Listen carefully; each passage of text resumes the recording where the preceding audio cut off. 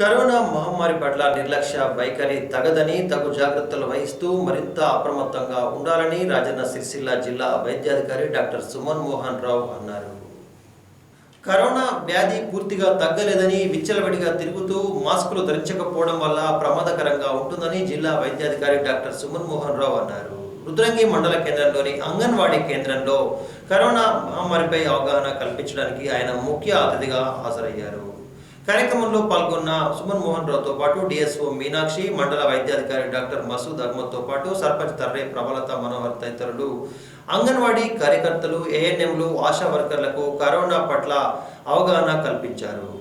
Corona second wave ప్రారంభమైందని, ప్రజలు కూడా ఇదే విధంగా అప్రమత్తత వహించి కరోనా వ్యాధి పట్ల పూర్తిగా జాగ్రత్తగా ఉండాలని సూచించారు.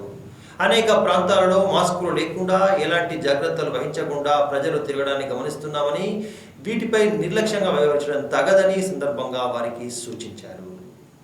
బతికే ఉంటుంది వైరస్, దాదాపు 2 నుంచి 3 రోజులు బతికే ఉంటుంది.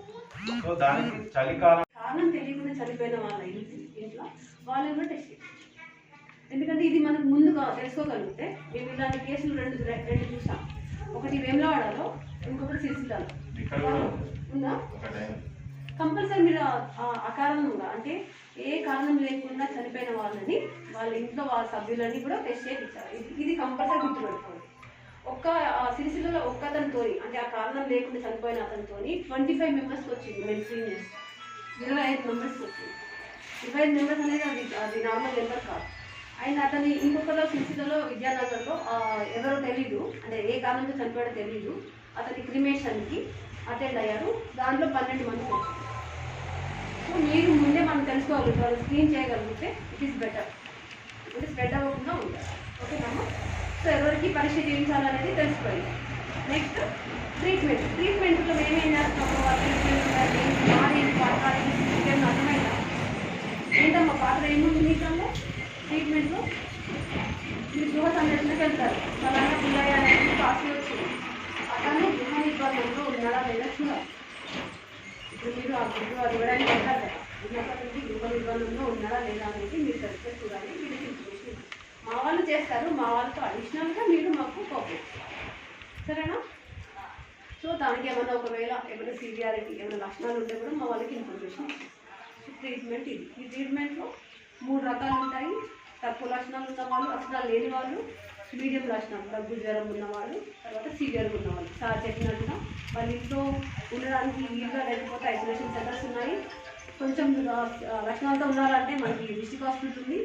ఎక్కువ సివియర్గా ఉన్నారు అంటే వాళ్ళకి మన పెద్ద హాస్పిటల్కి పంపిస్తాం, ట్రీట్మెంట్ అయితే.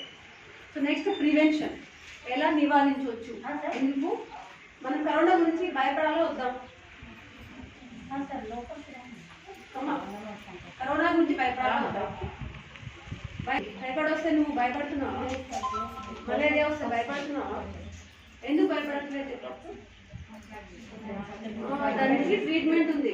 కరోనాకి పెరుగుతున్న దృష్ట్యా కోవిడ్ కేసెస్ పెరుగుతాయేమో అన్న ఉద్దేశంతో ఈ చలికాలంలో తగు జాగ్రత్తలు తీసుకునే విధంగా అవగాహన కల్పించడము, ప్లస్ ఈ 4 సూత్రాలను ఖచ్చితంగా ప్రజలందరూ పాటించే విధంగా అవగాహన కల్పించాలని వీళ్ళకి సెన్సిటైజ్ చేయడం జరిగింది.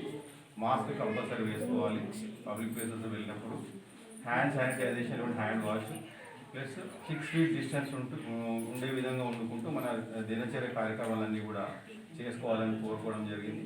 ప్లస్ గుంపులుగా ఉండకుండా వీలైనంత వరకు మీటింగ్స్ అవాయిడ్ చేసే విధంగా, గ్యాదరింగ్స్ ఉండకుండా ఉండే విధంగా కూడా సెన్సిటైజ్ చేయాలని ప్రజలను కోరుకోవడం జరిగింది.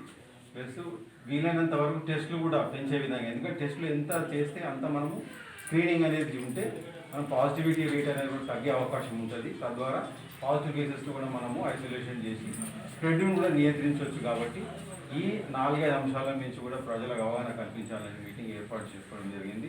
సో మేము ప్రజలను కోరుకునేది ఒకటే, దయచేసి కమ్యూనిటీ ఇన్వాల్వ్మెంట్ ఎక్కడ ఉంటుందో అక్కడ ప్రోగ్రామ్ సక్సెస్ అవుతుంది. కాబట్టి మనమందరం కలిసికట్టుగా, మేము మీరు అందరం కలిసికట్టుగా ఈ కోవిడ్పై వ్యాక్సిన్ వచ్చేంత వరకు నిరంతర పోరు మనం చేసుకుంటూ వీటి ద్వారా మనకు నష్టం జరగకుండా ఉండే విధంగా జాగ్రత్త ఉండాలని కోరుకుంటూ సెలవు తీసుకోవాలి. Thank you.